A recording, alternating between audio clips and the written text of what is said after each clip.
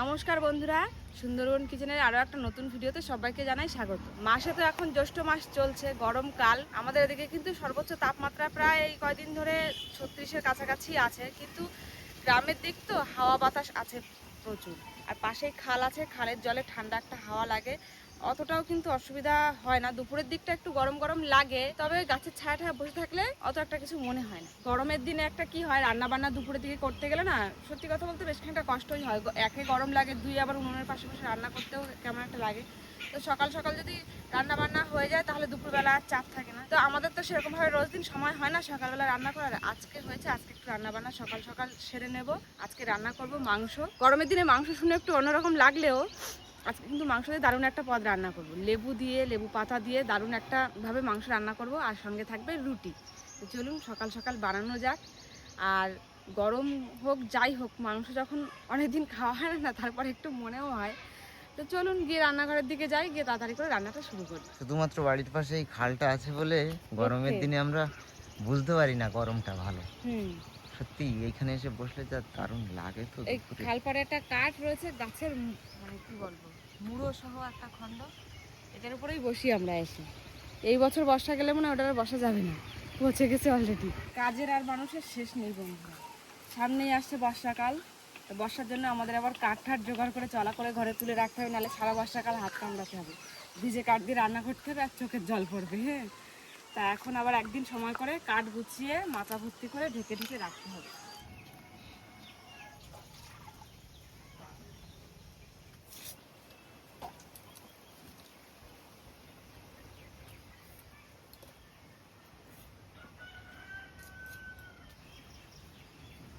মাংস যত কায়দা করে যত কিছু দিয়েই রান্না করি না কেন, আদা রসুন পেঁয়াজ কিন্তু ওর মধ্যে দিতেই হবে। ফার্স্টেই আদা রসুন পেঁয়াজগুলো বেছে নিচ্ছি পরিষ্কার করে।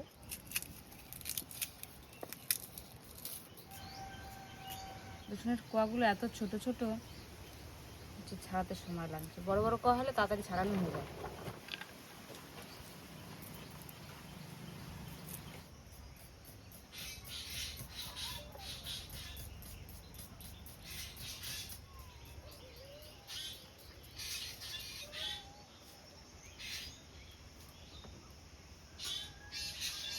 এই যে আদা রসুন পেঁয়াজ সব বাছা হয়ে গেছে, এবার আলু কাটবো। যদিও এই রান্নায় আলু না দিলেও চলে, যেটা মানে লেবু দিয়ে রান্না করব আমি। তো রুটি দিয়ে খাবো, তো আলু না হলে ঠিক চলে না। আর আমাদের বাড়িতে সবাই একটু আলু বিশাল ভালোবাসে, তাই আলু দিয়ে দিই। আজকে কিন্তু বন্ধুরা সকাল থেকেই আকাশটা বেশ মেঘ মেঘ মেঘ মেঘ রয়েছে। আজকে থেকে কি, প্রত্যেক সন্ধ্যা হলেই তো মেঘ হচ্ছে, আকাশে লাইটিং হচ্ছে, হয়ে বন্ধ হয়ে যাচ্ছে, আর কিছু হচ্ছে না। হাওয়া ঠাওয়াও যা থাকে বন্ধ হয়ে যায়। যখনই মেঘ করে আসে, মেঘ করে একটু বিদ্যুৎ চমকায়, বাইরে হাওয়া থাকলে সে হাওয়াটাও বন্ধ হয়ে যায় সঙ্গে সঙ্গে। তার দিয়ে বাবা বর্ষাও হবি না, কিছু না, হাওয়াটা বন্ধ হওয়ার তাহলে দরকার নেই। আদা জিরে আর একটু গোলমরিচ ফার্স্টে বাটবো, আর তারপরে রসুনটা।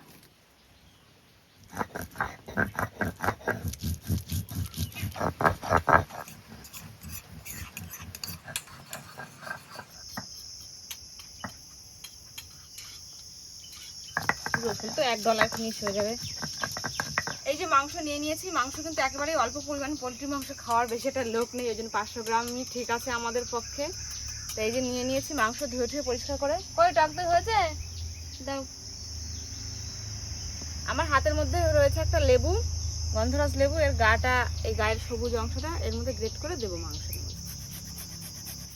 বিশাল সেন্ট বেরোচ্ছে, বিশাল সেন্ট বেরোচ্ছে। সাদা অংশ যাতে কোনোভাবে না যায় সেইভাবে দেখে দিতে হবে। তিতো তিতো ভীষণ। সবুজটা দিতে হবে না? সবুজটাই দিতে হবে, সাদাটা দিতে হবে না। না, লেবুর সবুজ অংশটা তো দিয়েই দিয়েছি। এবার এক চাক লেবু এই যে কেটে নিয়েছি, এর রসটা দেবো। গন্ধরাজ লেবুতে যদি খুব বেশি রস হয় না। এবার এই বাটা মশলা দিয়ে দেবো, আদা জিরে আর গোলমরিচ, আর রসুনটাও দেবো একটু। সঙ্গে দেবো ফেটানো টক দই, লবণ, হলুদ। এবার সুন্দর করে মেখে নিই মাংসটা মাখতে যা লাগে না। আর যে কোনো এরকম মাংস রান্না করতে গেলে টক দই দিয়ে মাখালে আরও ভালো হয়। আর আজকে টক দইটা কিন্তু আমাদের ঘরের পাতানো টক দই ছিল। দেখুন মাখানো হয়ে গেছে, এর মধ্যে একটু তেল দেবো এখন, আবারও ভালোভাবে মাখিয়ে নেব। লঙ্কার গুঁড়িও দিতে হবে, ভালোই ঝাল আছে। লঙ্কাটা ভাবছিলাম কি এখন দেবো না, পরে দেবো, হাত দিয়ে মাখালে না হাত জ্বালা করে পরে আমার খুব। পরে ভাবলাম যে না, সব যখন দিয়েছি হয়ে গেল, থাক এটা। এবার মাংসটা তো কিছুক্ষণ রেস্টে রেখে দিয়েছি, এই সময়টা বসে থাকলে চলবে না, এখন আটাটা মাখিয়ে নিতে হবে। এই যে আটা নিয়েছি, গ্লুকন-ডি ভেবে ভুল করবেন না, এর মধ্যে আটা। হাওয়া হচ্ছে খুব সুন্দর আজকে, ঝড়ের মতো। ওই জন্য আটাগুলো উড়ে যাচ্ছে ঢালার সময়। লবণ দিয়ে আর জল দিয়ে মেখে নেবো আটা, আর কিচ্ছু লাগবে না, আরও লাগবে। আটা মাখাতে গেলে এক হাত দিয়ে হয় না, এক হাত দিয়ে গামলা ধরতে হবে আর এক হাত দিয়ে আটা মাখতে হবে। ঠেসে ঠেসে। কালকে রাত্রিবেলা একটা পায়রা কোথা দিয়ে উড়ে এসে জুড়ে বইছে, দেখে বোঝা যাচ্ছিল যে অসুস্থ, নাহলে কি পাখিটা কি, ওরা তো উড়ে বেড়ানো জিনিস, ওকে কি ধরা যায়? রান্নাঘরের পাশে চুপ করে বসে রয়েছে, ওই দেখুন চাল খাচ্ছে। তো সেটা ধরে নিয়ে ধরেছিলাম, ধরে আমাদের একটা ভাঙাচোরা খাঁচা আছে, তার মধ্যে রেখেছি। দেখি কি ওর মানে পটি হয়েছে, ওর জন্য দুর্বল, অসুস্থ। যে জায়গায় রেখেছি সে একদম এমন বিচ্ছিরি অবস্থা করেছে। দেখো আবার খাচ্ছি। এখন একটু সুস্থ হচ্ছে। সুস্থ হলে তুমি কি ভাবছো ওরা ধরতে পারবে না? আমি ধরবো কিসের জন্য, অসুস্থ চলে যায়। কালকে তো এমন জায়গায় বসেছিল, আমাকে বাড়িতে বিড়াল ভর্তি করা, বিড়াল 2-3টে থাকে, প্রায় মাঝে মাঝে আসে, ও দেখতে পেলে ধরে খাই নিত। তা বকতে বকতে আমার আটা মাখাও কমপ্লিট হয়ে গেছে, ঢেকে রেখে দিই, দিয়ে হাত ধুয়ে এসে মাংস চাপিয়ে দেবো।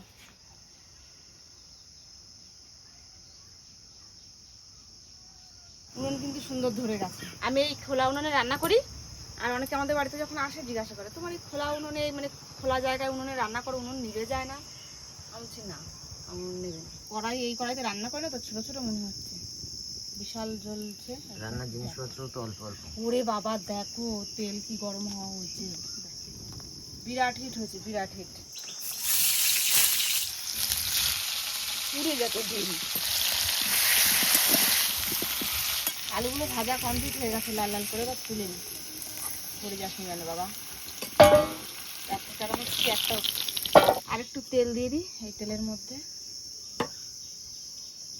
তেল তো গরমই আছে, গরম আজকে আর ছাড়াচ্ছে না তেলের।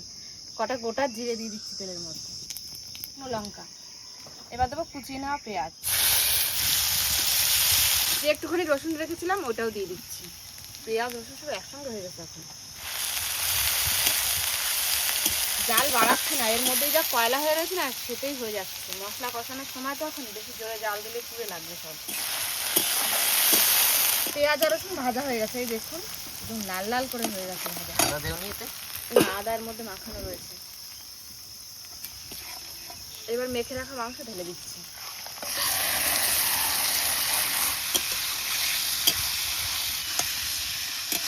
ধীরে ধীরে অল্প আছে কষানো হোক, ভালোভাবে মেশানো হয়ে গেছে সব।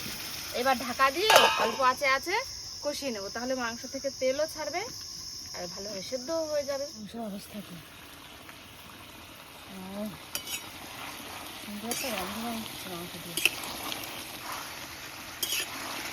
আলুগুলো দিয়ে দিই এখন, যেহেতু পোলট্রির মাংস তো, দেশি মাংস হলে অনেকটা জল দিয়ে সেদ্ধ করতে হতো, এটা তো মানে অত শক্ত না। তো আলুগুলো এখনের জন্য দিয়ে দিচ্ছি, দিয়ে ঢেকে ঢেকে কষাবো। আর মাংসটা তো বেশি ঝোলও বানাবো না, তার জন্য আলুগুলো এখন দিয়ে দিলাম, তাহলে সেদ্ধ হয়ে যাবে। যা ঢেকে ঢেকে কষলে তো খাওয়ার মতো হয়ে গেছে। জল দেওয়া লাগবে আর একটু দিই, অল্প করে জল দেবো এখন।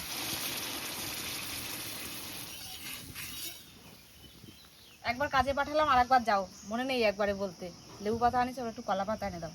কলা পাতায় ভাত খেতে বিশাল মজা লাগে, যে কোনো কিছু খেতে। ধোয়া লাগে না? মজা তো লাগবেই, ওটাই মেন কথা। না এমনি তাওয়া দেওয়া কলা পাতায় খেতে সত্যি ভালো লাগে। ভালো কলা পাতায় খাওয়া ভালো। লেবুর পাতা দিয়ে দিচ্ছি সবার লাস্টে এখন।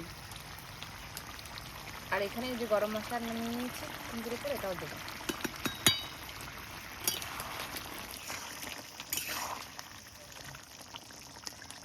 হয়ে গেছে মাংস, এইভাবে কড়াই শুদ্ধই বসিয়ে রেখে দেবো এর উপরে।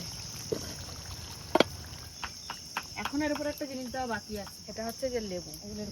লেবুতে তো একেবারে ঢেকে দিলে সব, লেবুর রস, লেবুর ছাল, লেবুর পাতা, লেবুর বডি থাক। এখন রুটি বেলবো, আর এ যে এইটুকু তাই কত বড় রুটি বেলবে আমি বুঝতে পারছি না। রুটিগুলো সেকবো কি করে, আমি সেই চিন্তায় পাগল হয়ে যাচ্ছি।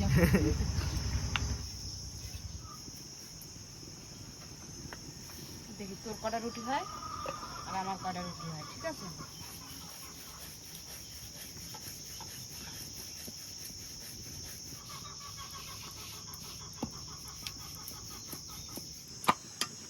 যে আটা আটা মাখা হয়েছে না, খুব সুন্দর সফট হয়েছে।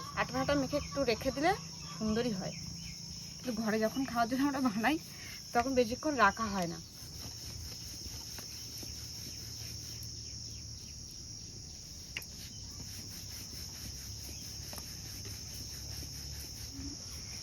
চেপে চেপে বানাচ্ছ? খবর কলকাতা ওদের রাখতে লাগে, দেওয়া যাবে না, এটা শেখা হয়ে গেছে।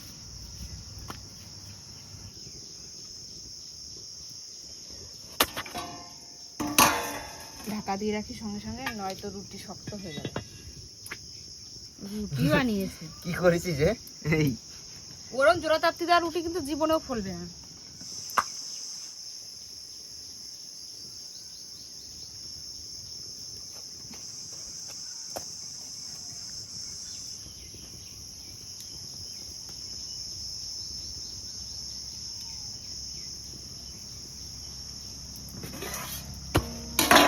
যারা এবার তোর রুটি যারা ভাজে দেখো কি হয়।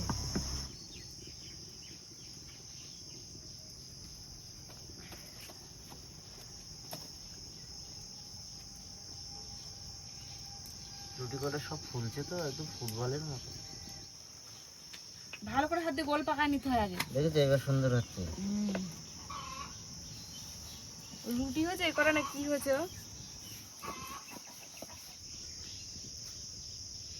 খুবই দুর্বল অবস্থায় আছে এখানে বসে একদম। মাঝে মাঝে একটু ঠুকে ঠুকে চাল খাচ্ছে। ধান দিয়েছিলাম, ধান খাইনি, কিন্তু চাল একটু অর্ধেক খাচ্ছে।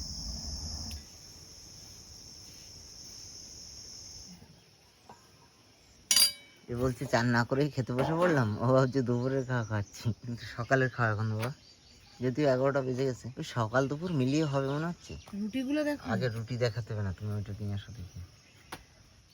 এখানে দেবো, ব্যাস। আর আলু দেওয়ার একটা ব্যাস। আগে সলিড মাংসগুলো সে ছিবড়া হয়নি, দেখো খুব ভালো হয়েছে খেতে। লেবুর যে একটা সেন্ট বার হচ্ছে না।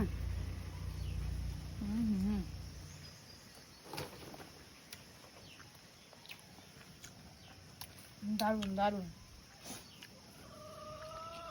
কেমন লেগেছে বা? মাংসটা সত্যি অসাধারণ হয়েছে।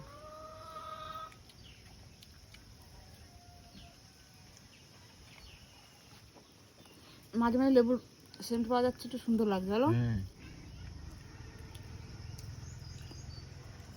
ঝাল ঝাল হচ্ছে, খুব ভালো। পোলট্রির মাংস আনলে 1 পিস থেকে 2 পিস খাওয়া হয়, এমনি নর্মাল যেভাবে রান্না করা হয়। লাস্টে যে সলিড মাংসগুলো থাকে সেগুলো ফেলে দেওয়া হয় বন্ধুরা। আজকে কিছুই থাকবে না, সকালে শেষ হয়ে যাবে। একটু সামান্য ঝাল ঝাল লাগছে, কিন্তু যা টেস্টি হয়েছে না খেতে, একদম দারুণ। তো ঝাল না হলে মাংস খায় কি? মাংস ঝাল না হলে কিরকম লাগে খেতে? আর আমার এই লেবুর চাকাটা ছিল, তো আমি ওপর থেকে একটু হালকা ঘষে দিয়েছি। তোর রুটি তো এক এক গালে খাওয়া যাবে এক একটা। রোল বানাইছে এক গালে। তুমি তো বললে এক এক গালে খাওয়া যায়। আমাদের কথা বলেছি, শান্তিতে খাবো তার উপায় নেই। পাঁচ একবার বলে দাও, পাঁচ একবার বলে দাও। এখানে বাবা আর এখানে মেয়ে দুজনের খাওয়া এখনো চলছে, আর আমার কিন্তু থালা পরিষ্কার। সত্যি মাংসটা এত সুন্দর টেস্ট হয়েছে। ওর বাবারে জিজ্ঞাসা করছে, বা মাংসটা কিরকম হয়েছে, এরকম মাংস তুমি রান্না করতে পারবা? উত্তরে বলছে কি, এত খারাপ মাংস আমি রান্না করতে পারি না। নিজের উপরে কাউকে উঠতে দেওয়া যাবে না। এই দেখো, আগে দাঁড়াতেই পারছিল না, এখন খেয়ে দিয়ে তাও একটু একটু এখানে ওখানে নড়ে দাঁড়াচ্ছে। তোমাদের ঠিক হয়ে যাবে। ওই দেখো দিদি ভালোভাবে হেঁটে বেড়াচ্ছে, আর একটু সুস্থ হয়ে উড়ে চলে যাবে। তো যাই হোক বন্ধুরা, ভিডিওটা আমরা আজকের মতো এখানেই শেষ করছি। রান্না বান্না খাওয়া দাওয়া পর্ব তো মিটেই গেল। মাংস কিন্তু দারুণ হয়েছে, সফট হয়েছে, সুন্দর। মাংসটা একটু মেখে থেকে ভালো করে মশলা দিয়ে মেখে খানিকক্ষণ ফ্রিজে রাখা যায় না, আরও বেশি ভালো হয়। তো আমাদেরটাও একেবারে খারাপ হয়নি, খুব সুন্দরই হয়েছে খেতে। তো আর বেশি কিছু বলছি না, গরমের দিনে এরকমভাবে মাংস ট্রাই করতে পারেন, দারুণ লাগবে খেতে। দেখা হচ্ছে আবার নতুন একটা ভিডিওর সঙ্গে। তত সময়ের জন্য সবাইকে টাটা, সবাই ভালো থাকবেন, সুস্থ থাকবেন।